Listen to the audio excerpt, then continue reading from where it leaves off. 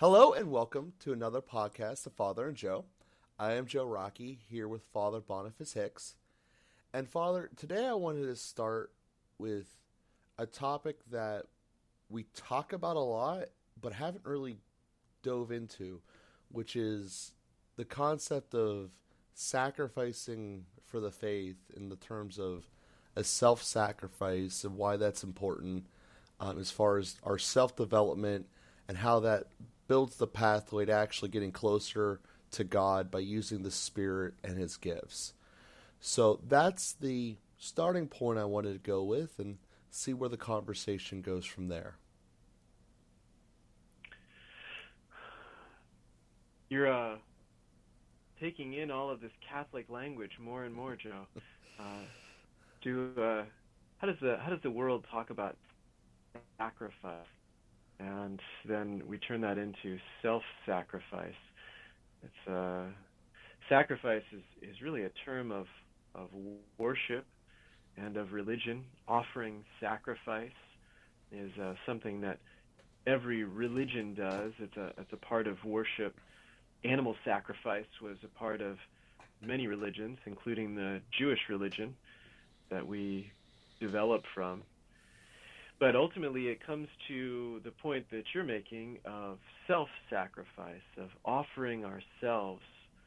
And how do we offer ourselves? Well, not by taking a knife and cutting something open and bleeding out onto the altar. Mm-hmm. So what does it mean to really offer ourselves, and why is that important? And part of it comes back to, well, really the whole essence of it comes back to love. There's no love without sacrifice. The words, I love you, are completely empty if they're not filled with something which is really an offering of myself. The fact that we have a limited amount of time means that spending time with somebody is a sacrifice. It's an offering of time.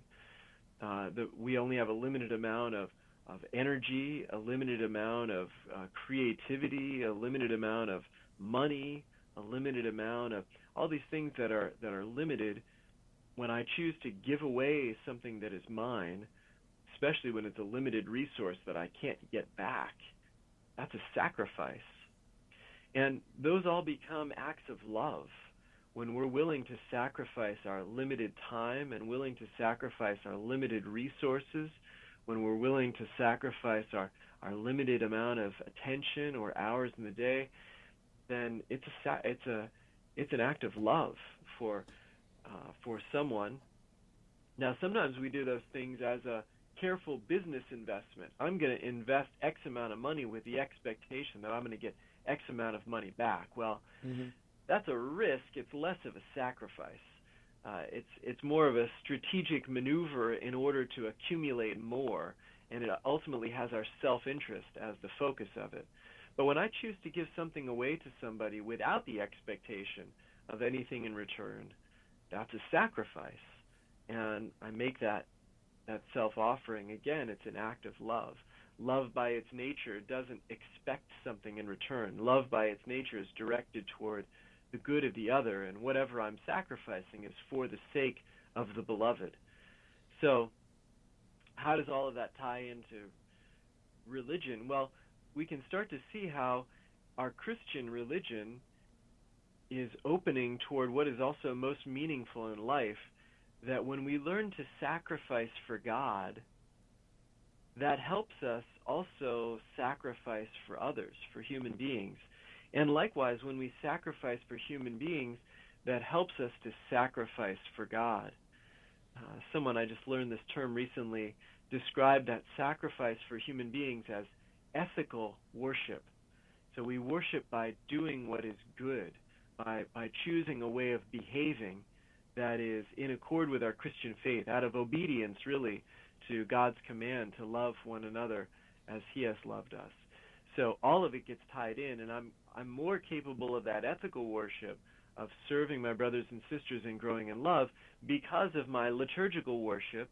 When I come to the liturgy, the Mass, and I offer the sacrifice of myself together with the sacrifice of God's self that He entrusted to us. God himself gives us the pattern by coming in our flesh in Jesus Christ and making an offering of himself on the cross. And he entrusts that offering to us to enter into more and more fully in the Eucharist. That once for all offering on the cross is made an eternal moment that we can enter into, like a time machine, or we can think of these technological analogies, but we can enter into the Mass is like a time machine that takes us into that original and fullest experience of sacrifice that Jesus offered on the cross and entrusted to us at the Last Supper. Take this, all of you, and eat of it. This is my body, which will be given up for you. Take this, all of you, and drink from it. This is the chalice of my blood, the blood of the new and eternal covenant, which will be poured out for you and for all, for the forgiveness of sins. Do this in memory of me. And the body of Christ, broken, the blood of Christ, poured out for us, for all, for many, is part of that fullness of sacrifice. Anyway, that models, it conditions, it teaches, and it empowers us also to offer sacrifice and to sacrifice for our brothers and sisters and to make that sacrifice to God as well. So again, just to come back around to the point that I want to impress most importantly, it's all about love. It's all about love. Love is about sacrifice, and sacrifice is about love. And when do we feel most fulfilled? I dare say as much as you've had great moments in your job, and it's exciting to see your business grow, and you make different contacts, and you have different wins, and we have different experiences of victory and all these kinds of things, they all pale in comparison to the love story. They all pale in comparison to courting and romance and marriage and children and family. And those things have the deepest and most lasting value and the greatest meaning if we really sacrifice for them, if we really enter into them. Now, people live superficial marriages and have superficial relationships that are not as satisfying, but when we really allow ourselves to be captivated by the beloved and pour out our heart and response and service and self-sacrifice, there's nothing more exciting than that in our lives. And so that's what sacrifice is all wrapped around. And our love for God, our sacrifice for him, ultimately also pours itself out for our beloved in those human relationships. Okay, so to kind of take out what you said there to make sure that I'm on the right lines here, the most important part is to do it without expecting something in return, to be essentially selfless in whatever action you're doing for someone else, and that this entire process of sacrificing is for the betterment of someone else around you. Am I on the same page so far? Yeah, okay. That's right, exactly. So, go ahead. Okay, so the term that is often used whenever I hear it in homilies or in descriptions therein of sacrifice is some form. Everyone uses this term a little bit differently, verbiage a little bit different, but the concept of dying to yourself. And they're always used in the same context of each other, of sacrifice and dying to yourself. And I always took that as just being disciplined and not doing something that you know is wrong. But I wanted to see if there was more to that as we continue this conversation. Well, you just set it up right there in saying that we're loving without expectation. So where more myself gets involved is in self-interest and self-centeredness and self-focus and self-absorption. So when I'm dying to myself, I'm allowing that to empty out, and I'm focused on the other. I'm doing it without the expectation of getting something back for myself. That selflessness is what dying to self is all about. And so that's where now normally we live in a space, we can call them impure motives. That is to say, there's some good motives, or I could say mixed motives. there's some good motives, there's some bad motives. There's some selfless motives and some selfish motives. That's mostly the space that we live in. We're mostly in a process of purifying our motives. And that's what it really ultimately means to have a pure heart, is to be purely self-gift, purely other-centered, purely out of ourselves.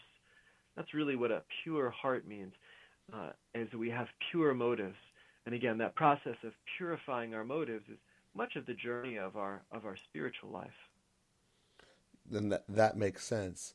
So to kind of put an example to this, it would be having something that you want to do and not doing it on behalf of someone else.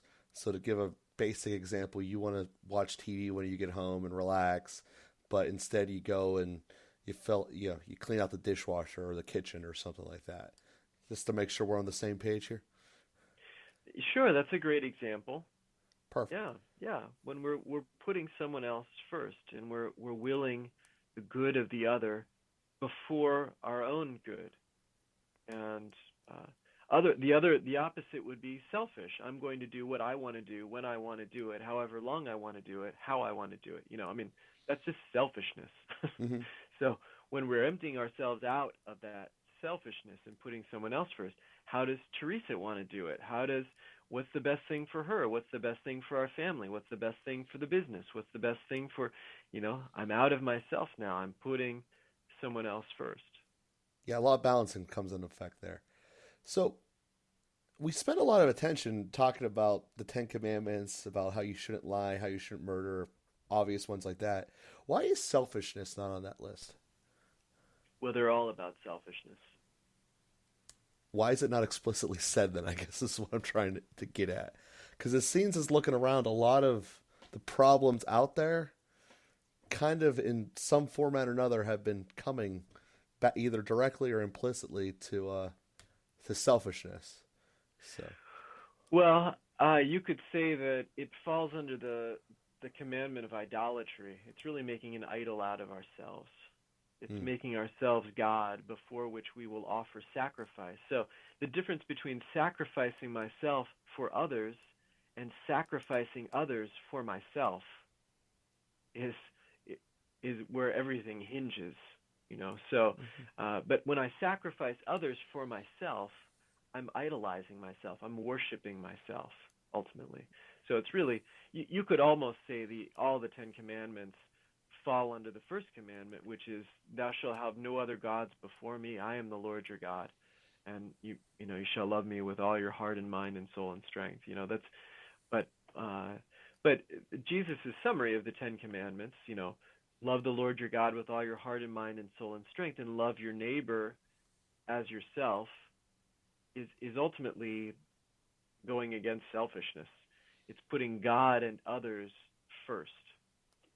And then Jesus takes it another step and says, love one another as I love you. So all of that is self-emptying, self-sacrificing, putting others, God and others, before ourselves. Perfect. So yeah, like I said, I just felt that you look around at some of the big problems we have out there, and most of them tend to come from one format and another of being selfish, from the way that it's at least being described here. You think of these examples you have of just tearing everyone else down so you feel better about yourself. That's what I find the majority of social media doing, which makes me wonder why we advertise on it. But nonetheless, the core concept being that it just seems to be so rampant that it doesn't get addressed directly. We focus on the stuff that is the symptoms of it more or less than the cause. And yeah, I just wanted to see if there's a way to recorrect that, because I think that so often it's just it's missed what you're doing and the impacts that it has across the spectrum of everyone around you. Well, it is very interesting. I mean, the impact or the symptoms rather than the cause. What is the cause? Where does that selfishness get so deeply rooted? And I don't think there's one answer to that, but it's a teaches us something when Jesus says, "Love one another as I love you." And one of the things that we can see very clearly is that God has communicated his redemption. He's redeemed us from our selfishness. He's bought us back from the slave master of selfishness, because there is no more demanding slave master than selfishness. Our self is the most fierce and relentless slave driver. And so Jesus redeems us from that by love.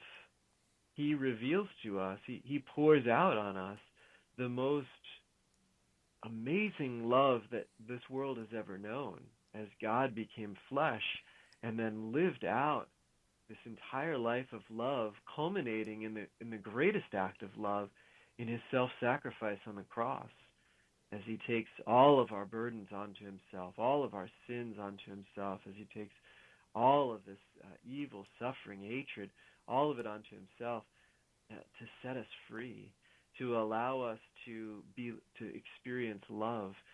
And so it gives us an insight that at the cause, the root of selfishness is really a lack of love. That when we're not genuinely loved, then we tend to react out of that in different ways, and we grasp after love, and we try to control others, and we try to take love, and we try to get first, and so it creates a kind of sick dynamic that puts the self at the center. So how do we get to the cause of that? Well, that's where selfless acts of love have a way of setting the whole thing in motion, So Mother Teresa is a kind of sterling example of that. She didn't go out looking for loving people. She went out looking for the people most in need of love, and she just loved them. A heap of bones on the side of the road, who had maybe minutes or hours left of life, covered with maggots and sores and tatters of clothing, gathered that person, a human person, into her arms, loved that person, and often brought out the best in that person, a person who might have fought for, clawed for food, understandably became receptive to love in the arms of Mother Teresa. And so she set in motion a revolution of tenderness, a revolution of love, by being the first link in a chain. That person, having been loved, now she didn't only pick up heaps of bones, she also picked up people whose lives were able to open up, and because they could receive love, they could also learn to give love. I remember I was visiting the Missionaries of Charity. I was giving their retreat in Washington, D.C., and they have a homeless shelter and an AIDS hospice there. And I was just walking through, I had to walk through the AIDS or the homeless shelter to get to where the chapel was to give the conferences to the sisters. But I walked by this guy, old black man with white hair and kind of grizzled, and he was just motionless, staring at this image of Our Lady on the wall. And I just stood behind him for a minute, and he just didn't move. And I just said, "She's so beautiful, isn't she?" And then he kind of half turned to me and still had an eye on her, and he said, "And she's so filled with mercy." And I said, "Wow, you really know that." And he said, "I was filled with rage." He said, I was beaten as a child and suffered brain damage, and I couldn't think as well as the other guys, and I ended up on the streets, and I had to fight for everything, and I hated everyone. I was seething with rage and just hated and fought. And he said, I got to such a bad place. For years, I was living off of half-eaten hamburgers that I dug out of the trash, just living on the streets, had no one. And one of the sisters came up to me, and asked me if I wanted a place to live. And I said, "Get away from me. I don't need your help." But few weeks later, I ran into another sister, and she asked me if I needed a place to live, and I thought, well, I can just use these sisters. It would be nice to get out of the cold. So I went into this place, and I was mean to the sisters, mean to them. They tried to help me. They tried to talk to me, and I just yelled at them, swore at them, told them to get away from me. But they didn't stop loving me. They never stopped. And eventually, it got through to me, and I started to soften, and they taught me how to pray, and I saw that their love was totally genuine. They weren't trying to get anything out of me. They weren't trying to use me. And I started to believe it. And I started to believe in Jesus and Mary. And I started to pray. And my heart softened. And the man that I was looking at, I could not imagine even raising his voice for anyone. He was so gentle. Looking into his eyes, I just saw wells of peace and gentleness. So it's the kind of impact that love can have to really free people from selfishness. Now, the missionaries of charity can only give that kind of love because they don't need it back from those people. They get it from the Lord. Mm-hmm. And that's where our worship is so important. We can't just reduce our religion to good works because we just don't have the font of love that we need to do the good works that we're called to do, to have that ethical worship. We can't do it unless we have that relationship with God to keep getting filled up by his love. But anyway, just to give a rather lengthy, sorry about that, explanation of how, how do we get to the cause? How do we get to the root of it? Well, love. Yeah, and that was a great example there. Maybe we don't see people as far as that extreme, as far as having decades worth of anger built up within them, but there certainly are examples of people with different elements of what you said that we can identify in our own lives, and I'm sure that's true for everyone else out there, that we can fix it. Maybe we don't have a wing of our house that we can come and invite people in, but there are little things that we can do that will be nudged at the time to do them. And I think that's a fantastic example, and one that elements of it that we can bring into. And so on that note, Father, we covered a lot here in this cast, mostly about self-sacrifice and sacrifice and the origins of it being with love. And as we conclude today, I wanted to see if you had any final thoughts that you wanted to share with us for everyone out there as we carry out and conclude the cast. And just to say, every one of us, like you said, doesn't have a homeless shelter in our home, but every one of us is in a situation where we can treat people with love, or we can fight evil with evil. I'm just thinking about you, Joe, and I don't know the details of the things you deal with, but being someone who hires contractors and works with a lot of different people, we all meet people when they're having a cranky day. Mm-hmm. And because that hurts, we want to defend ourselves, and so we fight cranky with cranky. And now one person's cranky day has turned into two people's cranky day. But as Mother Teresa said, peace begins with a smile. When we can respond to somebody not out of defensiveness and love them even though they haven't treated us well, and see in that person a human being who's worthy of love because they're a human being, plain and simple, then we also continue that revolution of love, really started by Jesus on the cross, the first link in a chain that has come to us, and will we pass on that chain in the actions that we take today. Perfect. Well, please have everyone out there look in yourselves for an opportunity to do an action to expand the love in the form of the sacrifice as Christ calls us to do. So on that note, thank you everyone for listening. We will be here again next week as always. And please continue to help us spread the cast through either subscribing to us through your podcast site, giving us the reviews that you have been, or retweeting us here on Twitter at FatherAndJoe. We hope you all have a great week, and we'll talk to you next week.